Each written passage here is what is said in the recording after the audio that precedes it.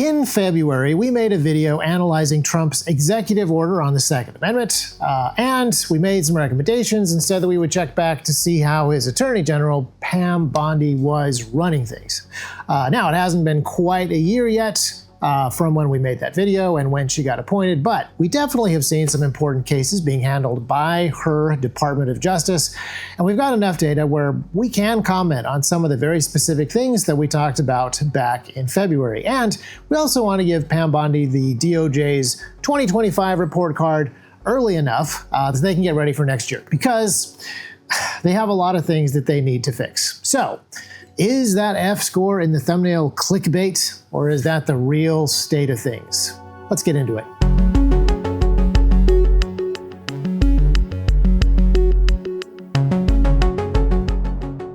So, let us start with the good news. There are 4 very significant areas where the DOJ has done a good job in rolling back restrictions and protecting rights, just as they were told to do by that February executive order. This is sounding like A, maybe A-, maybe B+ grade. Let's review those 4 things.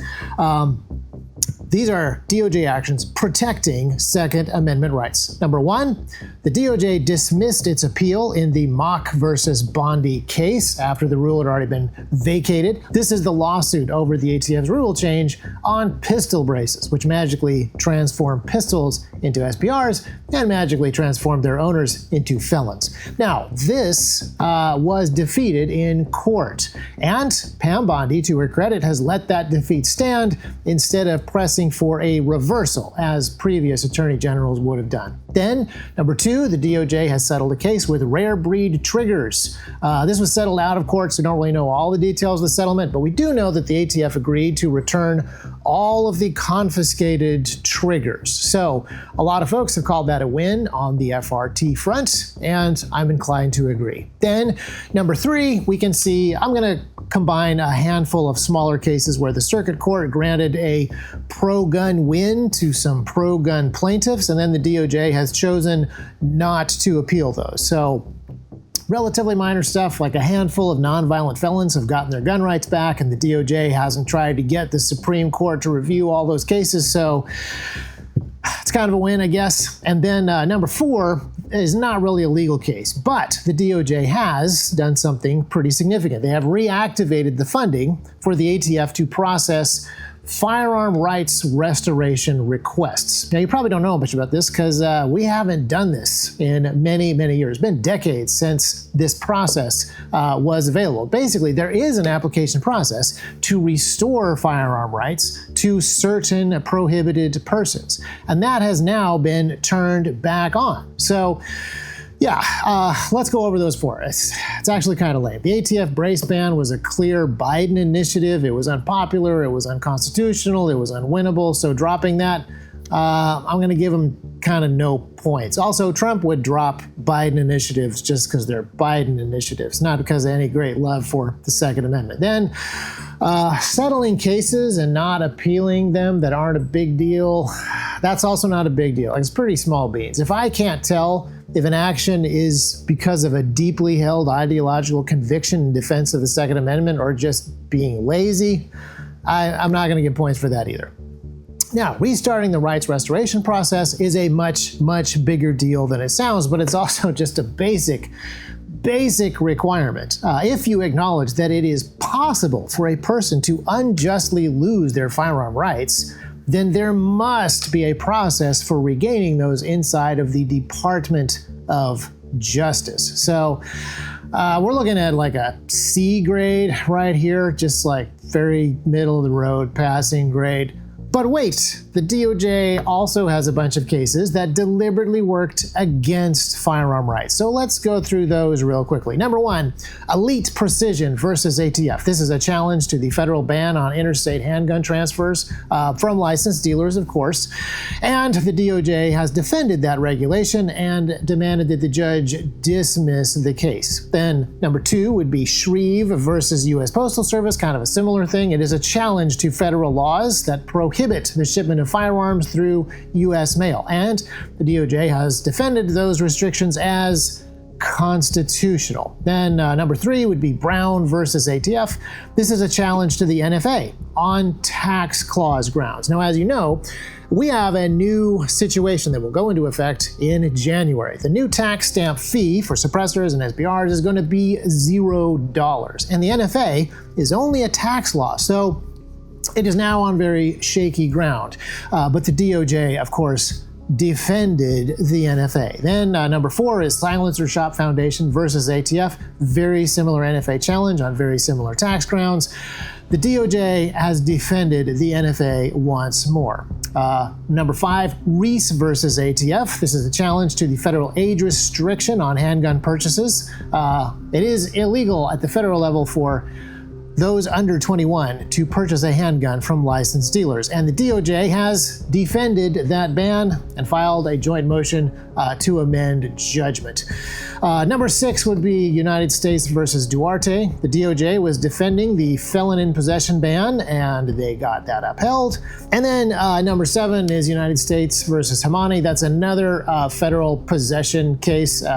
Gun possession by unlawful drug possessors. So the DOJ has argued to preserve the regulation of nonviolent felons, and they've gone out of their way to seek the reversal of a lower court ruling. So a lower court's already judged that this guy should get his firearm rights back. They're asking for a higher court to strike down that ruling. And I think we're going to stop there, because these are 7 deliberate actions taken against people who wanted more constitutionally protected firearm freedom. And these are all actions that have been taken since Pam Bondi has been in charge of the DOJ. So we're really looking at a D or an F here.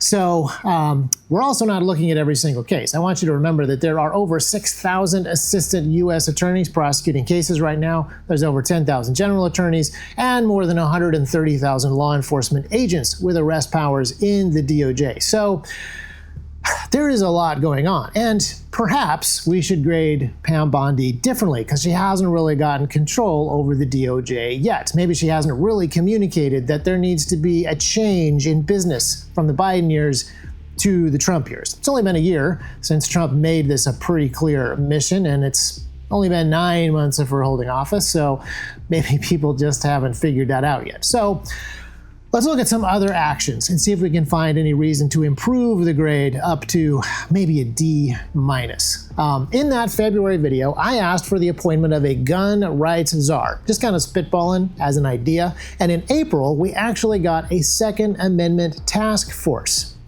Now, I don't think that that's because they watched the video, because in the video, I recommended that the gun rights czar be an outsider, someone who isn't from inside the law enforcement arm of the executive branch, someone not inside the DOJ. And the task force that was appointed is pretty much all DOJ insiders. My theory is that DOJ insiders are compromised, either directly because the swamp, or sometimes they're just really limited in vision and understanding because they are focused on what they're trying to do in their individual jobs. To really shake up the DOJ, pivot away from past presuppositions, you need to have some guys in the task force that come from outside of that pool of 130,000 agents or 10,000 attorneys who are just kind of stuck in that status quo swamp. So, that being said, the task force has filed some pro-gun amicus briefs. One of them would be the case of Barnett versus Raoul. This is a Second Amendment challenge to Illinois' assault weapon and large capacity magazine ban. Perhaps I should restate standard capacity magazine ban. So good job to the task force there. And I will point out that this administration, and Pam Bondi specifically, definitely want to be seen as pro-2A.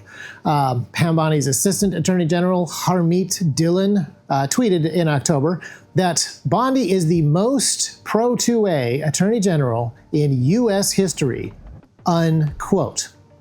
And then 3 days later, the DOJ issued an opinion on the United States versus Peterson case, informing the court that, I quote, "The NFA's modest restrictions on suppressor possession do not violate the Second Amendment," unquote. So that is case number 8 of the DOJ upholding bad law. Now, I would have to say at this point, even just calling Pam Bondi the most pro-2A Attorney General is very silly. That title almost certainly belongs to Edmund Randolph. He was our first Attorney General under George Washington. He helped ratify the Constitution and the Bill of Rights. That's pretty pro Second Amendment, in my opinion. But even if we limited our scope to recent attorney generals, even just to attorney generals that are still alive, Pam Bondi is not the best. That would be Ed Meese III, because he was much more principled. Ed Meese served as Attorney General under Ronald Reagan, and I can already hear guys in the comments section blaming him for the horrible Hughes Amendment that made fully automatic weapons impossible for mere mortals to obtain.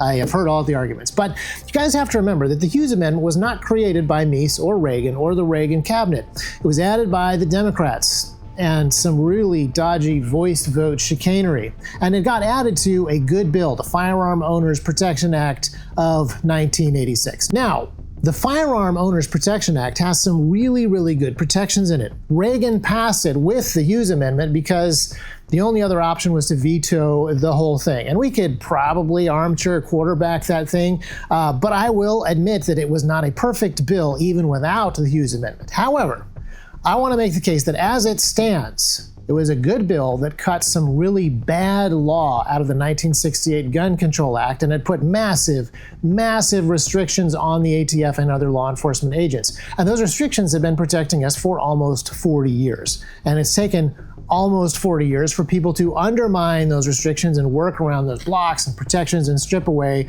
some more of our freedoms. And the perfect example of the difference between Ed Meese III and Pam Bondi is a piece of the Firearm Owners Protection Act, which prohibits the ATF from building or maintaining any kind of gun registry. We know today, 40 years later, that the ATF is violating this law. They have quite recently admitted to amassing a database with over 1 billion records, and they are doing more than that. In 2021, the Gun Owners of America guys filed a Freedom of Information Act request, and they got some fascinating information from the FBI on how the ATF is collecting and using data that they aren't supposed to have by monitoring the NICS background check service. And then there's a lot of complicated back and forth between the ATF and the GOA during the Biden years, and there's a temporary gag order so the GOA cannot publish any further details. And now that temporary gag order has been made permanent this month in 2025 under Pam Bondi's DOJ.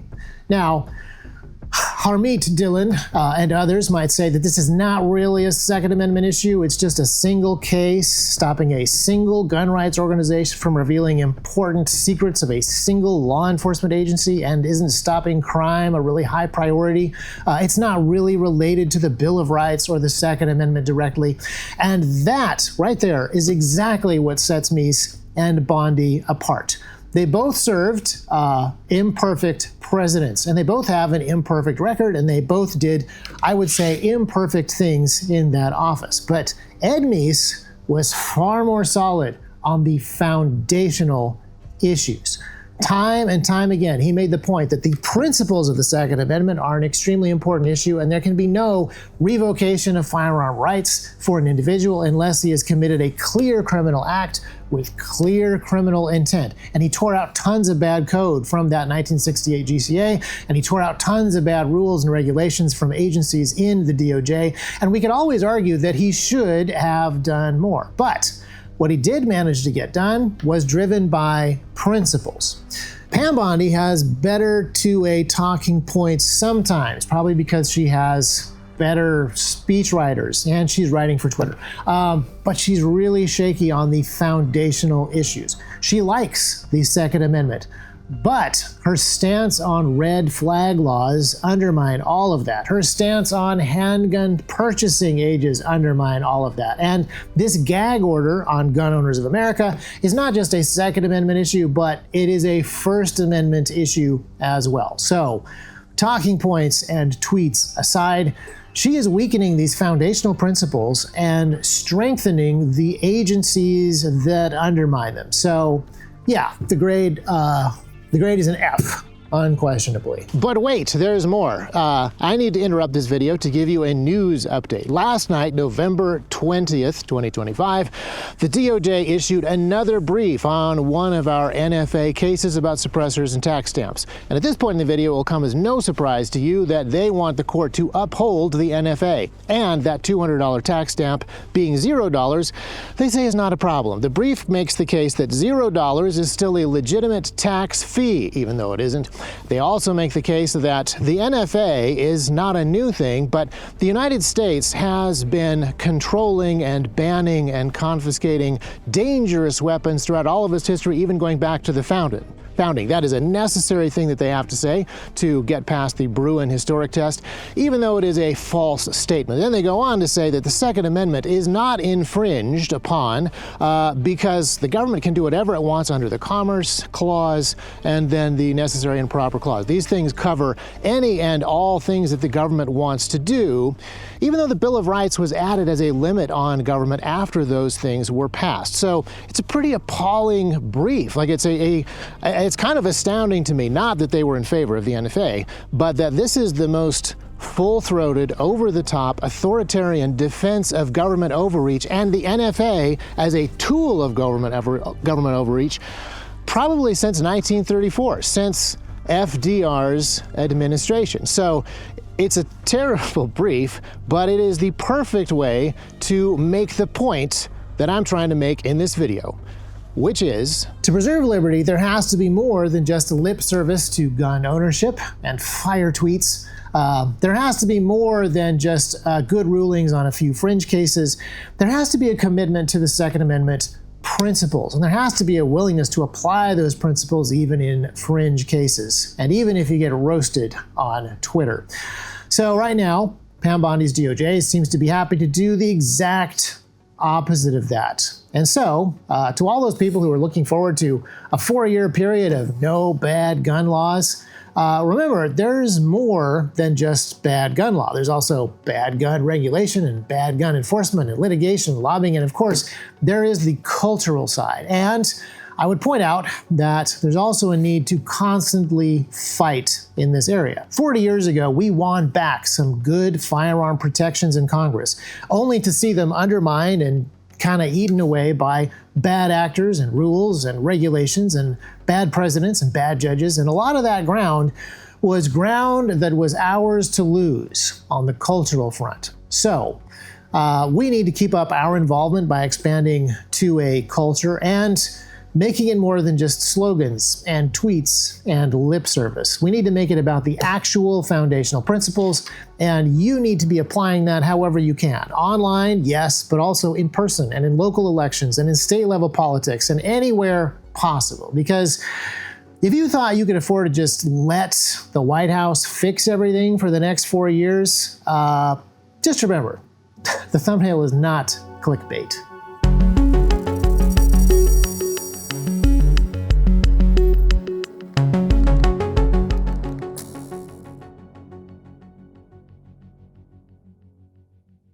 Another thing that it's time to start talking about is how the Second Amendment is about more than just firearms. We kind of honed in on small arms and firearms very specifically in the 20th century because a lot of military hardware got big and expensive. You could not buy aircraft carriers or run nuclear submarines as an individual, but small arms, that's where we kind of really stuck. But as we're going into the 21st century and combat warfare and arms combine a lot more than just, projectile firearms with drones, munition delivery systems, intelligence gathering capabilities, encryption, radios, all of these things are the arms that the Second Amendment is talking about. They are all the tools of the militia that the Second Amendment requires. They are all things that the people should have access to, and the government should not infringe upon those rights. So, as we fight to retake ground that we have lost, let's make sure that we also broaden our understanding of what arms actually means and the foundational principal points of the Second Amendment that we have to defend. It's going to be drones and cool stuff.